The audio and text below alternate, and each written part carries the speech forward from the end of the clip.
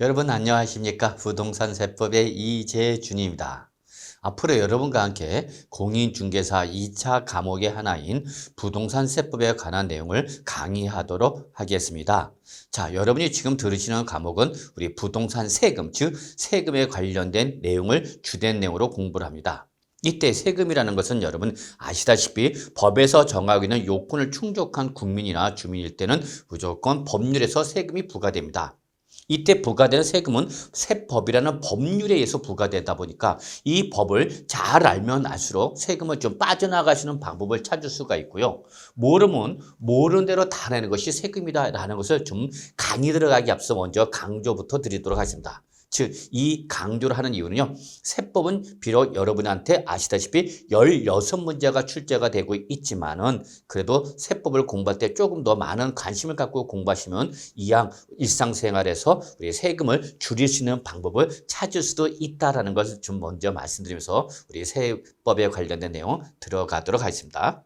그래서 제가 항상 우리 본 강의에 들어가기 앞서서 우리 세금이라는 것은 알면 알수록 빠져나갈 수가 있다. 그래서 이걸 알알바라고 그러고 여러분 모르면 모르는 대로 다 내는 것이 세금이다. 그래서 여러분 저는 그냥 세금은 알알바 뭐뭐다라는 걸 좀 강조한다는 것을 좀 먼저 말씀드리도록 하겠습니다. 자, 그래서 우리 한번 첫 시간 입문 과정 들어가도록 하겠습니다. 자, 우리 세법 입문 과정에서 제일 먼저 세법 용어에 좀 관련된 내용을 좀 살펴보도록 하겠습니다. 자, 여러분 세금은 세법이라는 법률에서 부과되고요. 역시 세금은 법률 행위가 됩니다. 그러다 보니까 모든 법률 행위는 법률 용어가 나오죠. 그래서 사실상 우리 법을 공부할 때 일단 제일 먼저 고생하는 것이 법률 용어에 익숙치 못하다 보니까 의미가 잘 전달되지 않은 경우가 가끔가다 있죠. 뭐 많지는 않겠지만 그래도 있다는 얘기죠. 그러다 보니까 좀 법이 어렵죠. 자, 그래서 우리가 앞으로 세법을 공부할 때 좀 먼저 알으셔야 할 용어부터 좀 먼저 한번 정리하고 들어가도록 하겠습니다. 자, 그러면 제가 여러분 우리 세법이라는 것은 조세와 관련된 법률을 말합니다. 세법은 조세와 관련된 법률을 총칭해서 뭘 한다면 바로 세법이라는 겁니다. 그럼 이때 세법은 조세와 관련된 법률을 총칭해서 세법이라 한대요. 그러면 이때의 이 조세가 뭐냐라는 것이 우리 한번 잠깐 정의부터 한번 좀 내려보고 가겠도록 하겠습니다. 자, 여러분 아시다시피 조세라는 것은 여러분이 잘 알고 계시는 세금을 말합니다, 여러분. 그래서 세금이라는 일상적인 용어를 우리 강학상, 즉 학문적인 용어로는 뭐라 표현한다, 여러분? 조세를 한다라고 봐두시면 되겠습니다. 그래서 그냥 여러분 우리 부동산 세법을 공부할 때 조세 그러면 여러분 이건 뭐를 말한다? 세금을 말한다 이렇게 정리하시면 돼요. 그러면 끝이에요, 여러분.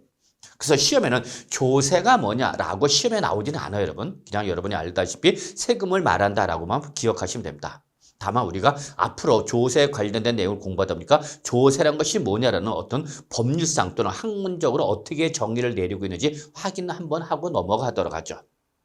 즉 세금이라는 것은 조세라는 것은 일반적으로 국가나 지방자치단체가 그렇습니다, 여러분. 여기서 세금이 되기 위해서는 여러분 반드시 그 세금은 국가나 또는 지방자치단체가 부과할 때만 세금이 됩니다. 예를 들어서 국가나 지방자치단체가 아닌 공공단체가 그 관련 법률에 따라서 뭐 수익자 부담의 원칙 등에 따라서 강제적으로 부과하는 것은 이거는 세금, 조세가 아니라 뭐라면 공과금이라 합니다, 여러분. 예, 그래서 예를 들어서 대표적인 것이 뭐 재건축 부담금, 또 뭐 개발 부담금 이렇게 관련 법률에 따라서 부과되는 개발 부담금이라든지 재건축 부담금이라든지 수익자 부담금 이렇게 끝자가 부담금으로 끝나는 것은 이거는 우리가 세금이라 그러지 않고 뭐라냐면 공과금이라 합니다. 그래서 세금과 공과금의 가장 큰 차이점은 세금은 반드시 국가나 지방자치단체가 부과할 때 세금이 되는 거고 국가나 지방자치단체가 아닌 공공단체가 부과하는 것은 이것은 세금이 아니라 뭐라는 대로는 공과금이라 한다라고 기억해 두시면 되겠습니다, 여러분. 아시겠죠? 그래서 이렇게 과세권자인 국가나 지방자치단체가 왜 부과하는 거냐? 그 재정정비죠. 그래서 여러분 아시다시피 국가나 또는 지방자치단체 또 우리 가게도 그렇죠. 그 가게를 꾸려나가기 위해서 뭐가 필요하면 돈이 필요한 거죠. 그래서 이렇게 어떤 재정 경비에 충당할 목적으로 이게 전통적인 세금을 부과하는 목적인데 이러한 재정 경비에 충당할 목적으로 법률에서 정하고 있는 요건을 충족한 국민이나 주민에게 직접적이고 개별적이면서 반대급부가 없이 반대급부 없이 법률에서 강제적으로 부과하는 금전급부를 우리는 뭐란다? 세금이라 합니다라고 말씀드릴 수 있겠어요, 여러분. 이때 여러분 우리 잠깐 한번 생각해 보죠. 세금은 여러분 아시다시피 여러분 같으면 여러분이나 저나 납세무자죠. 자, 여러분 세금은 세법에서 부과되는 법률 행위입니다, 여러분. 그러면 법률의 행위는 항상 당사자가 있죠. 그러면 세법의 당사자는 두 사람의 기본적으로 누구죠, 여러분? 그렇죠. 과세권자와 납세무자. 이걸 꼭 기억하셔야 돼요. 우린 이걸 공부하는 겁니다. 그래서 세금을 부과하는 과세권자 그리고 이에 대해서 법률에서 납세 의무를 부담하는 납세무자 이렇게 두 가지로 구분하죠, 여러분. 그러면 여러분이나 저나 우리는 이 세법의 당사자 중 어디에 해당하는 거죠? 그렇죠. 납세 의무자에 해당하겠죠. 그러면 여러분 우리 한번 잠깐 우리 이렇게 한번 생각해 볼까요, 여러분? 여러분은 어떤 세금을 많이 내고 싶어 합니까? 적게 내고 싶어 합니까? 가능하면 세금을 줄이고자 할 겁니다. 이거는 납세문의 속성상 어쩔 수 없어요. 여러분이나 저나 가능하면 세금을 부담을 조금 회피하고자 합니다. 그럼 왜 회피를 하는 거냐? 왜 세금을 안 내려고 하는 거냐? 한번 잠깐 생각해보면 여러 가지 이유가 있겠지만 가장 기본적인 내용은 내가 세금을 냈다 해서 거기서 직접적이고 개별적인 반대급부가 있다 없다? 없다. 이걸 우리는 뭐라냐면 무보상성이라 했죠. 즉 법률적 강제적으로 해서 부과하다 보니까 반대급부가 있다 없다? 없다. 내가 세금을 낸 것에 대해서 반대로 뭐 받는 게 없다는 얘기죠, 여러분. 이거를 우리는 뭐라 하냐면 여러분 무보상성이라 합니다, 여러분. 세금에 대해서 납부한 것에 대해서 직접적이고 개별적인 반대급부가 있다 없다? 없다. 이걸 바로 뭐라 한다면 무보상성이라는 거죠. 그래서 가능하면 세액 부담을 피하고자 하는 것이 납세 의무자의 속성이다라고 말씀드릴 수 있겠습니다, 여러분. 아시겠죠? 그래서 항상 우리가 세법을 공부할 때 여러분 당사자인 과세권자와 납세 의무자 입장에서 보면 과세권자면 가능하면 법률에서 세금을 부과를 하려고 할 것이고요. 그죠, 여러분? 그러면 그 부과되는 세금을 납세 의무자는 어떻게 한다? 가능하면, 그렇죠. 피하고자 하겠죠. 이게 바로 과세권자의 납세의 기본적인 속성입니다. 도덕적, 윤리적으로 여러분 세법을 논해서는 안 된다는 걸 여러분한테 좀 강조하고 싶네요. 도덕적이고 윤리적인 것은 여러분 일상생활 과정에서 많이 준수해 주시면 되는 것이고요. 세법을 얘기할 때는 이러한 도덕적 윤리적 것은 잠깐 논외로 해 주실 것을 제가 우리 입문 과정, 즉 세법 본 강의에 들어가기 앞서 먼저 꼭 우리 수험생한테 강조하는 부분 중에 하나가 바로 세법은 법률에서 부과되고 법률에 의해서만 납세를 부담하는 거기 때문에 이 과정에서 도덕적 윤리적인 것을 잠깐 논하지 말자, 논외로 하자는 것을 말씀드리도록 하겠습니다, 여러분. 그래서 결국은 우리 조세라는 것은 뭐를 말한다, 여러분? 세금! 이렇게 하면 돼요, 여러분. 아시겠죠? 이 정도만 보시면 됩니다, 여러분. 자, 근데 이때 여러분 우리가 세금이라는 것은 이렇게 과세권자가 누구냐에 따라서 여러 가지로 구분할 수가 있습니다. 과세권자가 누구냐에 따라서 크게 두 가지로 구분할 수가 있어요, 여러분. 즉, 조세는요, 부과하는 기준에 따라서 여러 가지로 구분할 수 있는데 이걸 우리는 뭐라 하면 조세의 분류를 합니다, 여러분. 즉 세금은 부과하는 기준에 어떤 특정한 기준에 따라서 부과를 여러 가지로 분류를 할 수 있는데 그 부과 기준에 따라서 그 부과는 가장 기본적인 분류 중에 하나가 바로 뭐냐면 국세와 지방세가 되겠습니다. 그래서 여러분 요 국세냐 지방세냐라는 것은 여러분 부과권자 누가 부과하는 거냐라는 과세권자의 구분에 따른 세금의 분류다라고 봐두시면 되겠습니다. 물론 여러분 시험에서는 여러분 국세가 뭐냐 지방세가 뭐냐 이렇게 물어보지는 않을 겁니다. 그래서 여러분 크게 부담 갖지는 않으셔도 돼요.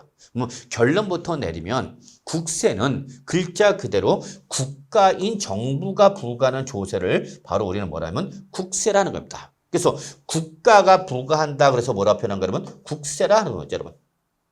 그러면 지방세는 뭐냐? 역시 이 지방세는 글자 그대로 누가 여러분 지방자치단체가 부과하는 세금을 우리는 뭐라 한다면 지방세라 한다라는 거죠. 그래서 여러분 그냥 그 용어 그대로 갖다 붙이시면 여러분 국가가 부과한다 해서 뭐라고 그러고 여러분 국세, 지방자치단체가 부과한다 해서 뭐라 한다 여러분 지방세라 한다라고만 봐두시면 됩니다. 여러분. 근데 앞에서 말씀드렸던 것처럼 시험에는 국세가 뭐냐, 지방세가 뭐냐, 의의를 물어보지는 않습니다라고 말씀했죠.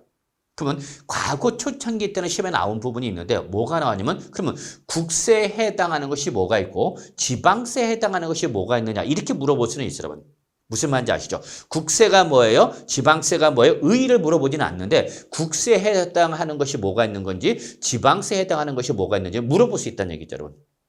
근데 여러분 오늘 현재 국세의 종류는 여러분 현재 14가지가 있습니다. 여러분 14가지가 있고요. 지방세는 11가지의 지방세가 있습니다. 그럼 이거를 다 외워야 되느냐? 그럴 필요는 없고요. 우리 공인중개사 부동산 세법의 범위 중에서 나올 만한 것만 봐두시면 되는데 이거는 뭐 여러분 처음 공부할 때 뭐 무조건 외워야 된다라고 말씀드리지는 않겠습니다. 앞으로 계속해서 반복해서 시험 보는 그날까지 공부한 내용이니까 그냥 자연스럽게 알게 될 겁니다. 여러분 그냥 한번 눈으로만 보시기 바랍니다. 우리가 국세 쪽에서 우리가 공인중개사 시험에서 가장 중요한 부분이 바로 뭐냐면 소득세 중에 양도소득세라는 것이 있습니다. 그래서 부동산 등을 양도할 때 부과되는 대표적인 소득세가 바로 양도소득세인데 이 소득세가 전형적인 국세에 해당하는 거죠. 그래서 이 소득세는 개인의 소득에 대해서 개인한테 부과되는 국세인데 반해서 여러분 법인에 대해서 그 법인의 소득에 대해서 부과되는 걸 우리가 뭐라냐면 법인세랍니다. 그래서 바로 우리 소득의 귀속 주체에 따라서 개인한테 부과되는 소득에 대해서 소득세라고 그러는 거고요. 그 다음에 법인에 대해서 부과되는 법인 소득세를 우리는 뭐라냐면 법인세라 한다는 것도 한 번쯤 알아두시기 바랍니다. 여러분. 그 다음에 우리 보유하는 단계에서 부과되는 대표적인 국세가 바로 뭐가냐면 종합부동산세라는 것이 있습니다, 여러분. 소위 말하는 우리 어느 정도 중산층 이상의 일정한 금액을 초과하는 고액의 부동산 소유자한테 부과되는 국세가 바로 종합부동산세라는 것이죠, 여러분. 그 다음에 저는 한 번 정도는 좀 진하게 내고 싶은 세금이 있다면 바로 요 상속세나 증여세가 있죠. 이거 한번 많이 내보고 싶어요. 근데 이게 상속세나 증여세는 여러분 나중에 조금 더 공부를 하시면 알겠지만 여러분 아무나 내는 세금이 아닙니다. 한마디로 말해서 부모나 배우자를 잘 만난 자만이 낼 수 있는 세금이 바로 뭐냐면 상속세와 증여세인데 바로 요 상속세와 증여세도 국세에 해당하는 거다라는 거 그냥 참고로 기억해 두시면 됩니다. 그 다음에 여러분 우리 부가가치세도 우리가 일상생활 과정에서 많이 접하게 되는 세금 중에 하나가 바로 부가가치세죠. 많이 들어보셨죠. 뭐 부가세라고도 많이들 그러는데 여러분 부가가치세가 또 역시 대표적인 국세에 해당합니다.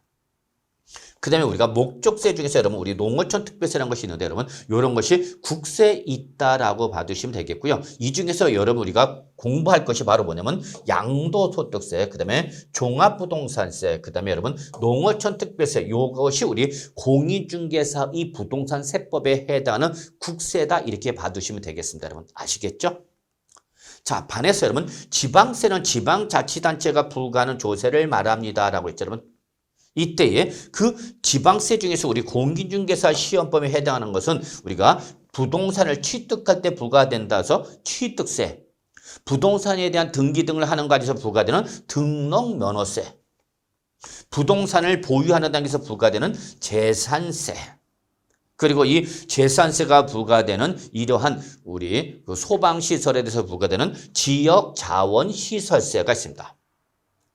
그래서 여러분 특히 여기서 재산세나 지역자원시설세는 특징이 여러분 얘들은 부동산을 보유하는 단계에서 부과되는 지방세다라고 보시면 되겠고요. 그 다음에 취득세나 등록면허세는 부동산을 글자대로 뭐하는 단계에서 여러분 취득하는 단계에서 부과되는 대표적인 지방세다라는 걸 여러분 좀 기억해 두시면 될 것 같아요. 근데 특히 여러분 여기서 주의할 거는 지역자원시설세는 부동산을 보유하는 단계에서 부과되는 지방세인데 얘는 그 과세 대상에 따라서 여러분 여러 가지로 구분할 수 있는데 일단 우리 공인중개사 세법에서 말하는 지역자원시설세는 여러분 소방분 지역자원시설세를 말하는 거다라는 것을 좀 신경을 써주시기 바랍니다. 그래서 우리 지역 자원 시설은 과세 대상에 따라서 뭐 특정 시설 또는 또 특정 자원 뭐 여러 가지로 3가지 정도 구분해 볼 수가 있는데 그 중에서 바로 우리가 부동산 세법에서 말하는 지역 자원 시설은 소방분 지역 자원 시설을 말한다라는 걸 여러분들 먼저 강조할게요. 그래서 우리가 부동산 세법을 강의를 하는 과정에서 또는 여러분이 공부를 하는 과정에서 지역 자원 시설세가 나오면 별다른 언급이 없는 한 항상 뭐를 말한다 여러분? 소방분 지역 자원 시설세를 말하는 거다라는 걸 기억해 두시기 바랍니다. 여러분 아시겠죠? 그 다음에 여러분 특히 부동산을 보유하는 단계에서 부과된 대표적인 지방세로서 여러분 재산세, 소방분 지역 자원시설세, 지역 자원시설세 그리고 우리 국세 쪽에서 바로 뭐가냐 종합부동산세입니다. 그래서 바로 요 재산세, 지역 자원시설세, 종합부동산세는 바로 보유세 성격을 띠고 있다는 것을 꼭 좀 또 여러분한테 강조하고 싶네요, 여러분.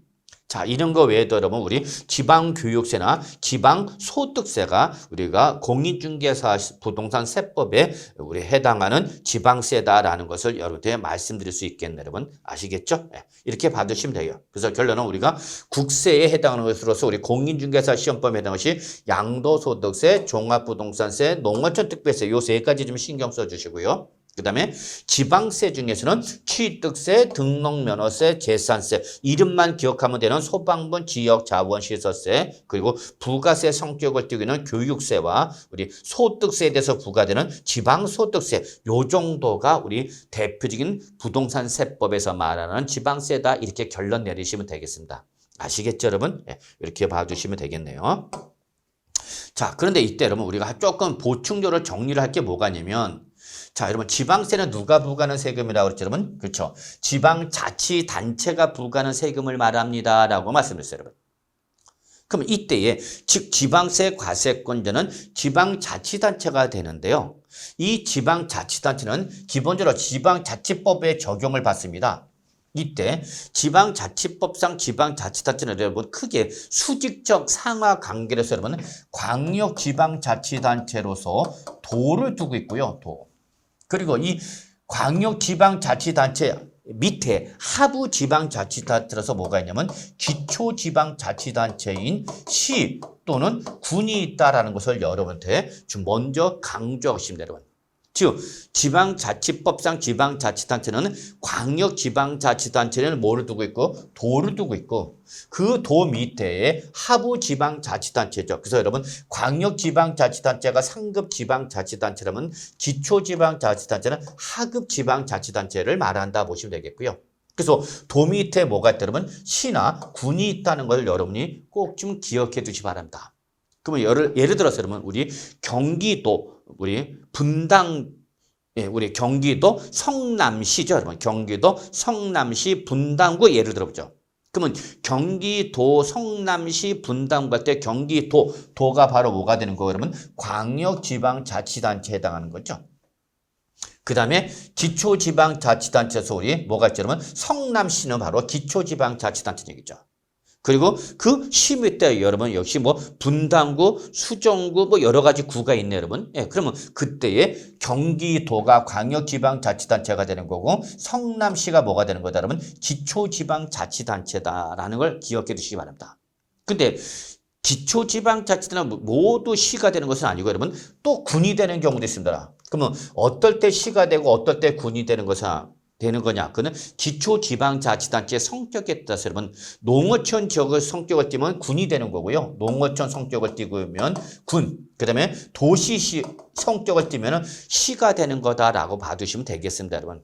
그러면 우리 경기도 성남시 분당구 그러면 경기도 성남시는 일반적인 도시적을 말하는 거다라는 걸 좀 봐두시면 되겠고요.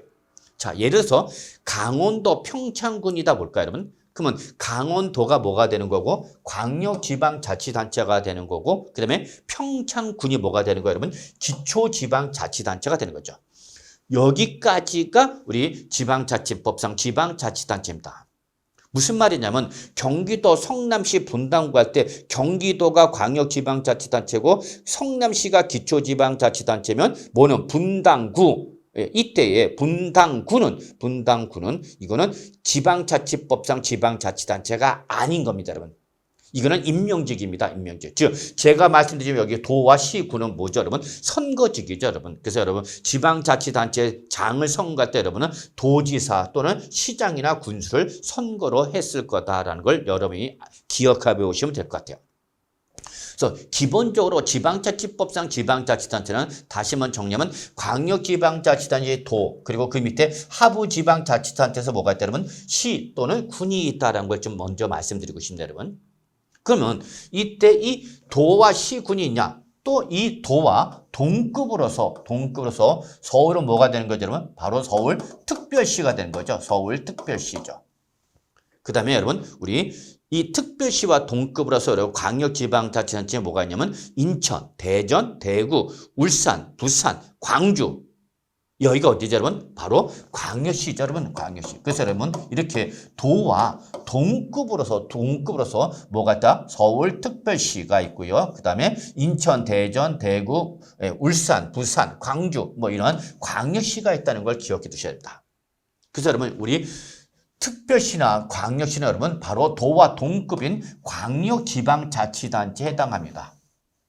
그리고 이 특별시나 광역시 밑에 역시 하부지방자치단체도 뭐가 있다 여러분? 구가 있다는 걸 여러분이 꼭 기억해 두시기 바랍니다 여러분. 구. 그러면 예를 들어서 여러분이 가장 제일 많이 아시는 서울특별시 강남구 해봅시다. 서울특별시 강남구 대치동 그래 볼까요 여러분?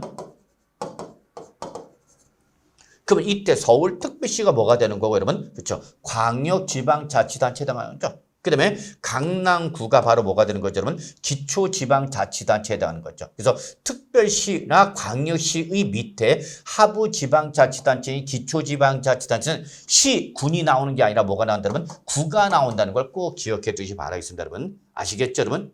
그러면 예를 들어서 우리 부산광역시 해운대구 반여동 이렇게 한번 예를 들어 볼까요 여러분? 혹시 제가 틀렸더라도 좀 이해해 주시고요. 그러면 부산광역시가 뭐가 되는 거예요 여러분? 광역지방자치단체가 되는 거죠. 그 다음에 해운대가 뭐가 되는 거죠 여러분? 기초지방자치단체. 여기까지만 지방자치법상 지방자치단체이죠. 그러면 동은 지방자치법상 지방자치단체도 아니다는 얘기죠.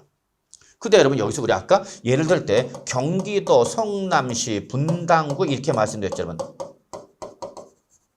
그러면 일반 시의 구는 지방자치법상 지방자치단체가 아닌데 특별시와 광역시구는 바로 시군과 동급의 뭐다? 기초지방자치단체다 하는 걸 기억해 두셔야 돼요. 그래서 여러분 우리가 일반적으로 특별시, 광역시구는 우리가 일반 시의 구와 구분해서 지방자치인구라고도 표현합니다. 여러분 지방자치인구를 말한다.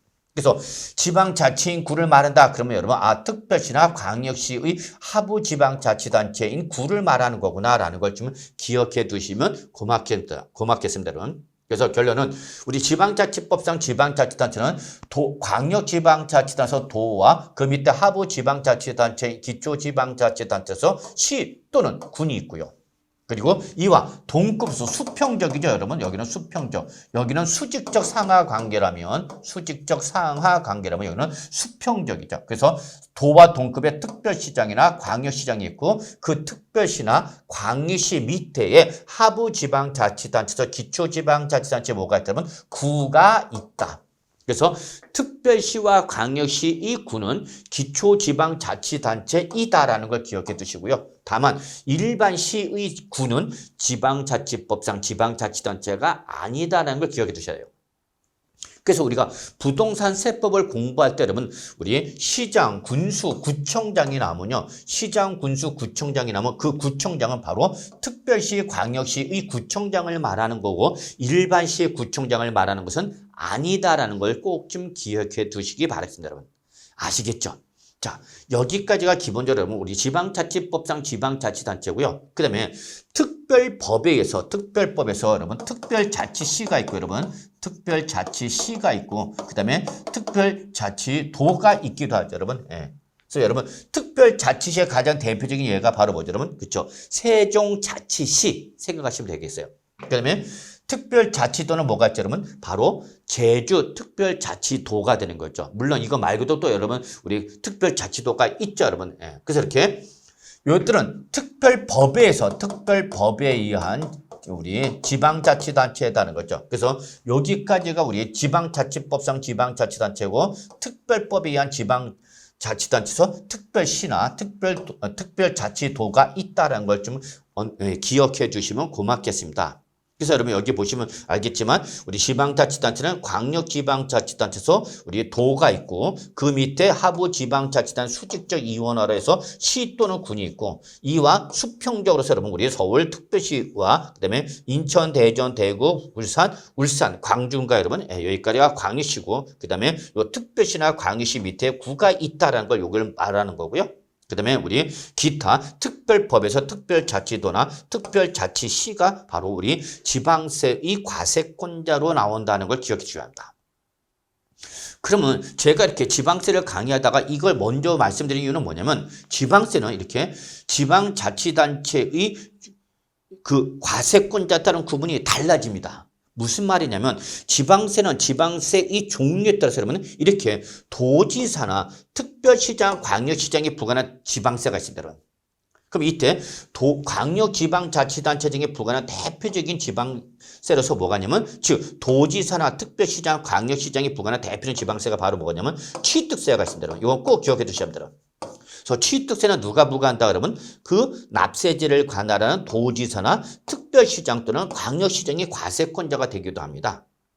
그런데 우리 재산세 같은 경우는 여러분 기초지방자치단체 중에 부과하는 대표적인 지방세입니다. 그래서 여러분 재산세는 누가 부과하냐면 시장이나 군수 또는 구청장이 부과하는 거다라는 걸 꼭 좀 기억해 주시기 바랍니다. 여러분 아시겠죠? 그래서 이렇게 지방세는 지방세의 종류마다 과세권자가 다르다라는 걸 여러분한테 좀 말씀드리고 싶은 겁니다.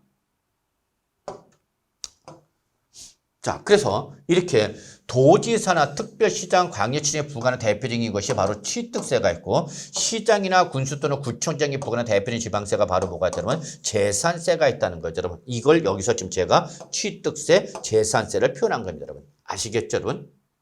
자, 그 다음에 예외적으로 이렇게 도지사나 구청장이 부과하는 지방세가 있기도 합니다. 도지사. 그 다음에 특강이 나와야 되는데 특강이 나오지 않고 구가 나오는 게 있죠, 여러분. 바로 뭐냐? 등록면허세가 있습니다, 여러분. 등록면허세. 그래서 이렇게 등록면허세는 여러분 도지사나 서울이나 인천은 특별시장, 광역시장이 나오는 게 아니라 이렇게 구청장이 과세권자로 나오는 것이 특징이 되겠네요. 이게 바로 등록면허세의 가장 독특한 특징이다라고 보시면 되겠네요, 여러분.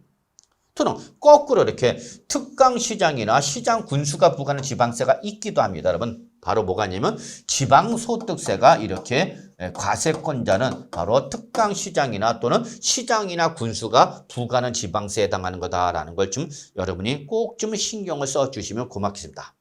그래서 결론은 지금 무슨 말하고 싶으냐면 오늘 현재 지방세는 11가지가 있는데 모든 지방세는 그 지방세의 종류에 따라서 과세권자가 다를 수 있다라는 걸 여태 강조하고 싶은 겁니다. 다시 한번 말하자면 취득세는 누가 부과하는 거다 그러면 납세제를 관할하는 도지사. 그러면 옆에 누가 나오는 거면 특별시장이나 광역시장이 나와야 되는 거죠, 여러분. 그래서 도지사 또는 특강시장이 부과하는 대표적인 지방세가 바로 뭐다? 바로 취득세다라는 거죠, 여러분. 취득세다. 반면에 기초지방자치단체장인 시장이나 군수 또는 구청장이 부과하는 대표적인 지방세가 뭐가 있다면 재산세가 있다는 걸 여태 강조하고요. 자, 이런 수직적 상하 외에도 변형적인 구조로서 여러분 도지사 또는 구청장이 부과하는 것은 뭐가 있다 그러면 등록면허세가 있다라는 거고요. 또 이와 반대 형태에서 특강시장이나 시장 군수가 부과하는 것이 대표적인 것이 바로 뭐가 있다 그러면 지방소득세가 있다. 요 네 가지는 여러분이 지금 꼭 좀 우리가 부동산 세법을 공부하는 과정에서 지방세의 의미로서 여러분이 꼭 좀 알고 계셔야만 합니다. 이거는 얼마든지 시험에 나오시는 부분이거든요. 그래서 여러분 지방세는 지방세의 종류에 따라서 달라진다. 그러면 국세는 어떻게 되는 거냐? 국세는 여러분 모든 국세 즉 오늘 현재 14가지의 국세가 있는데요. 이 14가지 모든 국세는 기본적으로는 바로 국가인 정부가 나옵니다. 여러분 정부. 그래서 국세는 국세의 종류에 따라서 과세권자가 달라지지는 않습니다. 기본적으로. 그래서 정부가 나오고 정부 조직으로 나온 것이 바로 뭐죠, 여러분? 바로 국세청, 그리고 국세청 밑에 하부 구조로서 우리 지방국세청, 그 다음에 뭐가 있죠, 여러분? 바로 세무서가 있죠, 여러분? 세무서. 그래서 기본적으로 국세는 바로 납세제를 관할하는 세무서장이 과세권자가 됩니다. 그래서 다시 한번 말하자면 국세는 14가지의 종류에 관계없이 기본적으로 국세는 항상 모든 국세는 정부가 부과하는데 그 정부 조직을 것이 바로 세무서다라고 봐두시면 되는데 이와 반해서 지방세는 지방세의 종류에 대해서 과세권자가 다를 수 있다라는 걸 염두에 강조한 겁니다. 아시겠죠, 여러분? 그 다음에 마지막으로 하나 더. 여기 우리 특별자치시, 특별자치도가 있죠, 여러분? 그래서 예를 들어 세종자치특별자치시, 그 다음에 제주특별자치도 이걸 예를 들어보죠. 그럼 얘들은 지방자치법상 지방자치단체가 아니라 특별법에 의한 지방자치단체가 얘는 모든 지방세의 과세권자로 나온다는 걸 여러분이 꼭 좀 정리해 두시기 바랍니다. 그래서 다시 한번 말하지만 세종특별자치시나 제주특별자치도라는 이러한 특별자치시와 특별자치도는 여러분 11가지의 지방세 종류와 관계없이 항상 얘들이 과세권자가 되는 거다라는 걸 여러분이 좀 주의해 두시기 바라겠습니다. 여러분 아시겠죠? 그래서 이렇게 예를 들어서 취득세는 도지사 또는 특강시장이고 재산세는 시장이나 군수 또는 구청장이고 지방소득세는 특별시장이나 광역시 또는 시군인데 반해서 등록면허세는 도지사 또는 구청장이 부과하는 거죠. 그런데 특별자치시장이나 특별자치도는 그 취득세냐, 등록면허세냐, 재산세냐, 지방소득세냐, 기타 지역자원시설세냐, 지방교육세와 관계시 없이 모든 지방세의 과세권자가 된다라는 것이 바로 특별자치시와 특별자치도의 특징이다라는 걸 여러분이 꼭 좀 기억해 두시기 바라겠습니다. 여러분 아시겠죠, 여러분? 그래서 여러분 여기 부동산 관련 지방세의 과세권자들은 구분해 여러분 별표 하나 정도 표시해 두시고요. 얘는 시험에 나올 수 있는 부분입니다. 그래서 여러분한테 별표 하나 정도 표시하면서 여러분이 좀 기억해 주십시오라고 말씀드리시면 돼요. 아시겠죠, 여러분? 네, 여기까지 하고요. 자, 그 다음에 이제 우리 크게 부담 갖지 마시고요. 보실 것이 뭐가 있냐면 지방세 관계법이라는 것인데 여러분 지금 지방세와 관련돼서 부과된 세법은 여러분 크게 우리 여기 나오는 것처럼 4가지 정도로 구분해 볼 수가 있습니다. 그래서 이 지방세와 관련된 세법은 크게 기본적으로 지방세 기본법, 지방세 징수법, 그리고 지방세법, 그 다음에 지방세 특례 제한법을 우리가 지방세에 관련돼서 부과되는 세법이다 해서 여러분 이걸 우리냐 지방세 관계법이라고 합니다. 의미로만 봐두시면 돼요, 여러분. 꼭 지금 당장 숙지하십시오, 외우십시오 라고 말씀을 드리지 않을게요. 그냥 지방세 관계법은 지방세와 관련돼서 부과되는 세법을 말하는 거 보통 기본적으로 4가지를 말한다. 그래서 기본적으로 지방세 기본법, 지방세 징수법, 지방세법, 지방세 특례 제한법 이 4가지를 지방세 관계법이라 한다라고만 여러분이 한번 눈여겨 봐두시면 될 것 같아요, 여러분. 아시겠죠? 그러면 우리가 이 중에서 여러분 우리 지방세 11가지의 지방세의 과세 요건을 규정하고 있는 세법이 바로 뭐냐면 지방세법입니다. 그래서 우리는 공인중개사 부동산세법에서 말하는 지방세는 다 우리 이 지방세법을 주된 내용으로 공부를 합니다. 그래서 지방세법을 주된 내용으로 공부를 하는데 우리 조세 총론과 관련돼서 여러분 우리 지방세 기본법이라든지 지방세 징수법 이런 것이 가끔 가다가 우리 한 문제 정도 나오는 경우가 있어요, 여러분.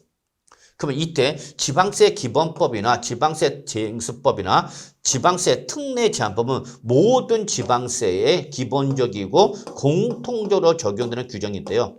요거는 지방세 기본법은 글자 그대로 모든 지방세에 관련된 기본적인 사항이라든지 또는 세법에서 정하고 있는 각종 의무를 이행하지 않았을 때 부과되는 이러한 가산세라든지 또 이런 외에 또 어떤 위법 또는 부당한 처분을 받았을 때의 그 불법 절차라든지 또는 우리 처벌에 관련된 내용 이러한 것을 규정하고 있는 것이 지방세 기본법이고요. 그 다음에 모든 지방세의 징수라든지 체납 처분에 관련된 내용을 규정한 법이 지방세 징수법이다라는 것이고요. 그 다음에 나중에 여러분이 시험에 합격하셔서 실무 나갔을 때 제가 여기서 강조하고 싶은 것은 바로 뭐냐면 지방세 특례 제한법입니다. 그래서 요 지방세 특례 제한법은 지방세에 대해서 각종 면제라나 경감이라든지 이러한 내용을, 즉 지방세 부담을 낮춰주는 이러한 법을 규정한 것이 바로 뭐냐면 지방세 특례 제한법이다. 그러니까 이 지방세 특례 제한법을 알면 알수록 세금을 피할 수 있는 방법을 찾을 수 있는 거죠.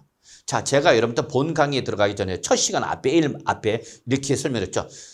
우리 세금은 알면 알수록 빠져나갈 수가 있고 모르면 모른 대로 다 내는 것이 바로 세금이다라고 했죠. 그래서 이건 세금은 알할 바 뭐뭐다라고 강조했죠, 여러분.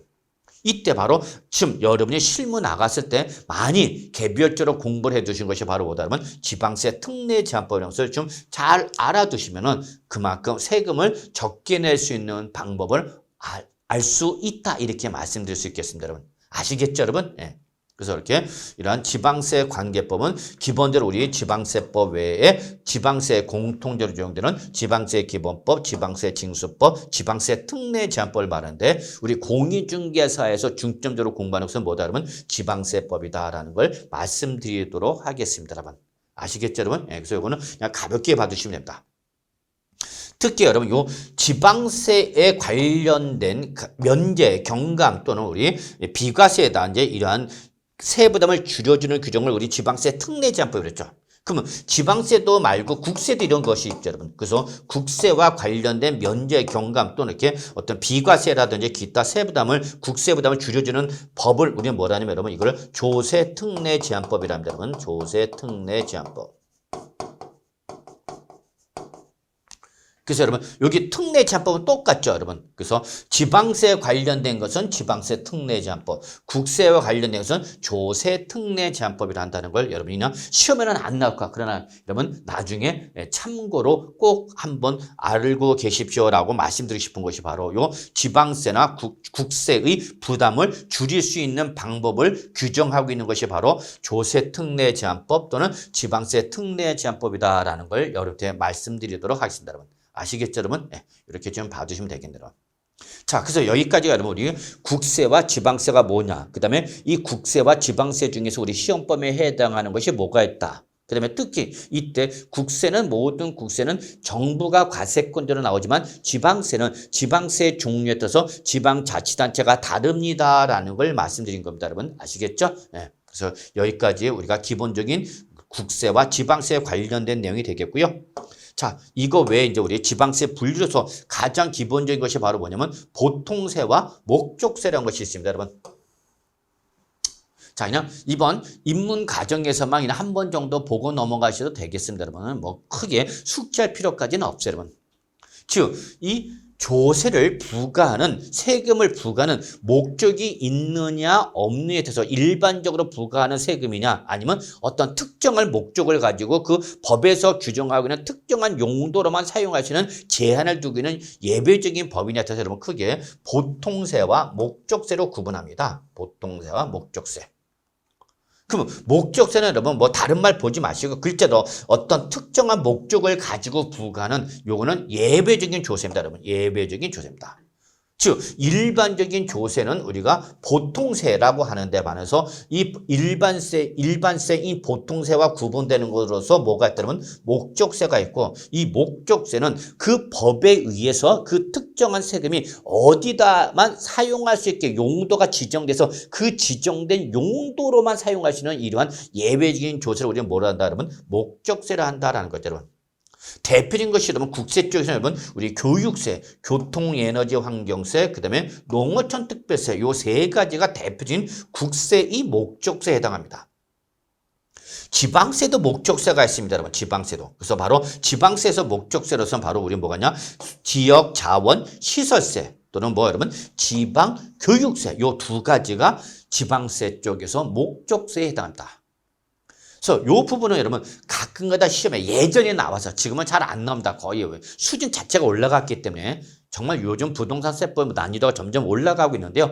여러분 걱정하지 마세요. 저랑 같이 공부하는 부분 아무리 난이도가 올라간더라도 제가 시험에 나올 만한 것은 꼭꼭 잡아드리고 우리가 말씀을 드릴 테니까 시험 보는 그날까지만 쫓아오시면 분명히 여러분 우리 부동산 세법에서 감히 13개 정도까지 맞출 수 있다는 것을 강조하면서 일단은 우리가 만약에 보통세와 목적세 이게 시험에 나온다면 어떤 것이 나올 거냐? 바로 예외적인 것이 시험에 나옵니다. 즉 세법은 다른 과목도 비슷하지만 일반적인 것과 예외적인 것으로 구분이 가능할 때는 여러분 우리가 일반적인 것보다는 예외적인 것에 대해 초점을 맞추셔야 합니다. 그럼 여러분 보통세가 일반적인 거고 목적세가 예외적인 겁니다 라고 말씀했죠. 그러면 여러분은 어디다 초점을 맞춰야 된다? 그렇죠. 예외적인 거에다 초점을 맞추는 거죠. 그 예외적인 것이 바로 뭐냐면 목적세를 기억해야 된다죠. 그래서 목적세를 기억하시고 목적세가 아니면 뭐가 되는 거예요, 여러분? 보통세가 되는 거다라고 이렇게 봐두시면 됩니다, 여러분. 아시겠죠? 근데 이때 목적세는 국세 쪽에서 교육세, 그죠, 여러분? 국세 쪽에서 교육세, 그 다음에 여기 교통, 에너지, 환경세, 그 다음에 뭐 여러분? 농어촌 특별세 요 세 가지가 있습니다라고 말씀했죠. 그 다음에 지방세도 목적세가 두 가지가 있습니다라고 했죠, 여러분. 바로 우리 여기 나오는 지역 자원 시설세, 그 다음에 뭐 지방 교육세가 있죠, 여러분. 그래서 여러분 요 목적세는 5가지가 해당하는데 국세 쪽에서 3가지, 지방세에서 2가지. 그래서 여러분 요걸 종류를 외워주실 필요가 있어요. 별표 하나 정도 표시하죠, 여러분. 그래서 이걸 어떻게 하냐? 앞글자 따서면 교교농 지지 이렇게 가십니다. 뭐 여러분 교교농 지지 이런 식으로 기억해 두시면 뭐 크게 어려움이 없을 것 같아요. 그래서 교육세, 교통에너지 환경세, 농어촌 특별세, 지방 교육세, 지역 자원 시설세. 그래서 앞글자 여러분 교교농 지지 이런 식으로 외우시면 돼요, 여러분. 여러분 뭐 노래 부르는 거 좋아하시죠? 저는 노래를 부르는 걸 상당히 어려워합니다. 그래서 노래방에 잘 안 가는데요. 여러분 뭐 노래방 가서 노래 부르다가 여러분 간주 중일 때 이때 쉬지 마시고 이렇게 교교농 지지요 하면서 이렇게 외워주시면 뭐 크게 어려움이 없을 거라 봅니다. 그러면 이러한 교교농 지지가 아니면 다 뭐가 되는 거예요, 여러분? 보통세가 되는 거죠. 우리가 보통세 대표적인 것을 우리가 공부를 하는 지방세에서 바로 취득세, 등록면허세, 재산세 여기까지가 바로 보통세는 거죠. 그 다음에 국세 쪽에서 우리가 공부하는 것이 바로 종합부동산세, 그 다음에 양도소득세, 소득세 이런 것은 다 여러분 뭐다 여러분 교교농 지지가 아니니까 바로 뭐다 여러분 보통세다 이렇게만 봐두시면 큰 무리는 없을 거로 봅니다, 여러분. 아시겠죠, 여러분? 그래서 요 정도만 보시면 됩니다. 그래서 여기 목적세다 초점 맞춰놓고 목적세가 아니면 뭐다 보통세다 이렇게 봐두시면 되고요. 그래서 목적세, 교교농 지지 잡으시고 교교농 지지가 아니면 뭐다 여러분? 보통세다. 아시겠죠? 이거 뭐 지금 당장 외우지 않으셔도 됩니다. 앞으로가 우리 1년 내내 이걸 공부할 거니까요. 자동으로 알게 됩니다. 저만 그냥 믿고 쫓아오시면 됩니다, 여러분. 아시겠죠? 자, 그 다음에 여러분 우리가 한번이나 눈여겨보시기 바라는 게 뭐가 있냐면 직접세와 간접세라는 것이 있습니다, 여러분. 직접세와 간접세. 자, 요거는 뭐로 말하냐면 조금 어려운 말이랍니다, 여러분. 세법, 즉 법을 만드는 과정에서 조세의 부담의 전가가 예정되어 있지 않아서 법률상 납세 의무자와 담세자가 일치가 될 걸로 예정되는 일반적인 조세를 우리는 직접세라 그러는 거고요. 반면에 이 직접세가 아닌 것은 간접세인데 이 간접세는 법률상 납세 의무자와 담세자가 일치가 되지 않을 걸로 예견되어 있는 예외적인 조세를 우리는 뭐라면 간접세랍니다, 여러분. 자, 이때 여러분 법률상 납세는 글자 그대로 세법에 의해서 세금을 내야 되는 납세 의무자를 말하는 것이 법률상 납세 의무자고요, 여러분. 담세자는 실제 여러분 조세를 부담하는 자죠. 조세를 부담하는 자. 이거를 우리는 뭐라냐면 담세자라고 합니다. 그래서 실제 세금을 부담하는 자를 담세한다. 이것이 대부분 일치가 되는데 이게 일치되지가 않을 걸로 예정되어 있는 조세를 우리는 뭐라면 간접세랍니다, 여러분.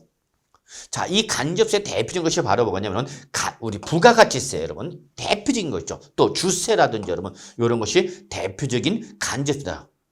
우리가 부동산 세법을 공부하지 않았어도 여러분 우리가 일상생활 과정에서 여러분이 가장 많이 내고 있는 세금이 뭐냐라고 물으다면 바로 뭐죠, 여러분? 부가가치세죠. 대부분이 여러분 재화나 용역을 공급받거나 소비를 하는 거 아니어서 그 가격에 몇 프로죠, 여러분? 10%죠, 여러분. 가격에 10%에서 뭐가 부과됐죠, 여러분? 바로 부가가치세가 부과됐죠. 근데 여러분이 물건 사실 때 여러분 물건 가격에는 10%의 부가치세 포함돼. 이걸 여러분이 물건 살 때마다 여러분이 세무서 가서 부가치를 내고 예, 그리고 물건을 사는 건 아니죠. 그렇습니다.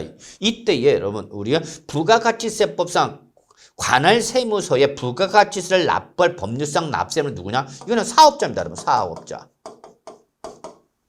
그러면 사업자가 그 물건 가격에 대해서 10%의 부가치를 실제 자기가 부담하냐? 아니요. 이거는 물건을 사는 사람만, 소비하는 사람한테 부과하는 거죠. 물건을 사는 사람이 부담하는 거죠, 여러분. 그러니까 법률에 의해서 부가치를 납부할 납세무자와 실제 그 부가가치세를 부담하는 소비자가 같다, 다르다는 얘기죠. 이러한 예외적인 조세를 우리는 뭐라 한다면 간접세를 한다라고 봐두시면 되겠습니다.